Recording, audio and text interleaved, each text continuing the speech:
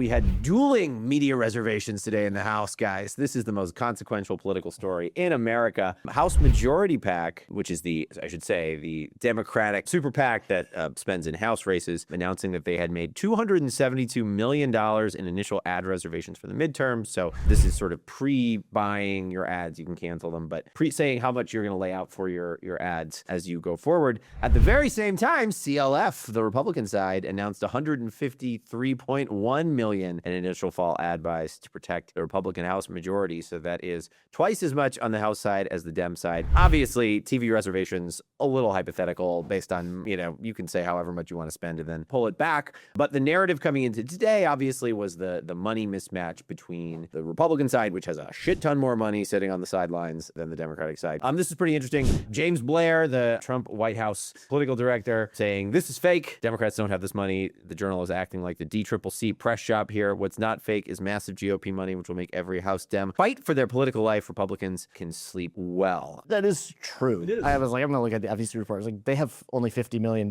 So that's, they need 5X that to pay for this ad buy. But yeah. And House Majority PAC is making a bet that the money will be there at the end. Yeah. Which, here's the thing. I think as you get closer to, this is not me talking House Majority PAC's book, but it's as you get closer to the election and it becomes clear that Democrats have a chance on the super PAC side where the money is much more transactional, I think they are making a bet that money will come in later rather than earlier. The state of play, though, is tough, not just for HMP, for basically the entire Democratic field because of the Republicans. They've been more successful at fundraising than, say, the DNC. Yeah. Yes. I would say this sort of dovetails, I think, interestingly with Patrick Ruffini, who had an article in his Substack, basically making the case, he had laid out on Twitter before the ways that, basically Republicans could win. His argument is essentially the most plausible path is negatively defining the Democrats, the kind of scorched earth campaign that Trump enjoys running and knows how to run. And so, what does seem to be coming for Democrats, even though the wind is at the Democrats' back, is a shit ton of money disproportionately, a shit ton of ads, and a scorched earth campaign. I mean, the point that Ruffini is making in this article is doing the Biden thing of being like, well, the numbers are getting better,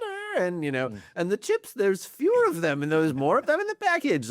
That's actually not going to be the way. It's just burn down these awful Democrats because there's a lot of voters who hate the Democrats more. Yeah. That's the theory. I'm curious for the Republican view of this. Can the money make up the gap of the vibes? Is this just cope? It does feel like money can only make up so much. Yeah, I mean, you optimize for what you have, right? Yep. I think in any race, you kind of have, and then go on the micro level, you don't need the greatest candidate. You just can't have a disaster. You don't need all the money, but you certainly need to hit that threshold.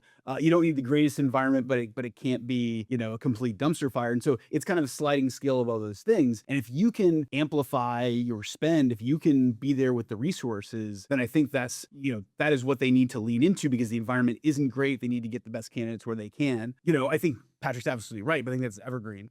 Doing your outside groups coming in to try to prop you up in the positives, that's probably not gonna it's certainly not in this. Tell it the future forward. But I do think shots fired, particularly in an environment where voters are not crazy about the party in power, but they don't like the Democratic Party. Yes, it is easy to lean into those vulnerabilities and play up the things that people don't like. Will it work? We'll have to see. I think the interesting thing is the playing field is, as we understand it, is super narrow. I think the HMP piece of that is interesting. They're playing offense in 80% of their theoretical funny money states or districts. That's gonna be the question.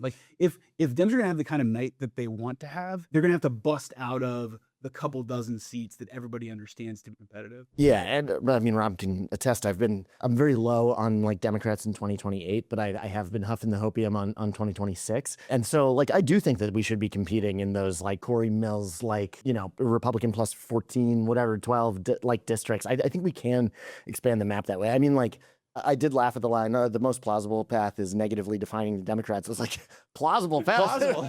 We're negatively defining ourselves for 40 years running. You don't need any help. But I agree with you that just there was just new Cook political polling across battleground districts that came out today. And I thought there were a couple interesting things there.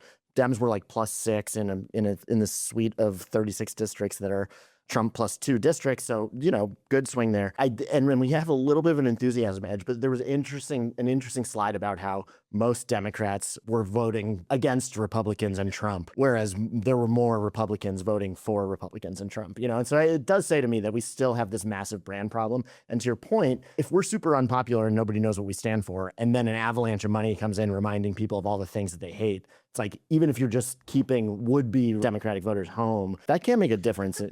I don't know. It can, but I just think that the terrain here does not favor, money on an unpopular message is.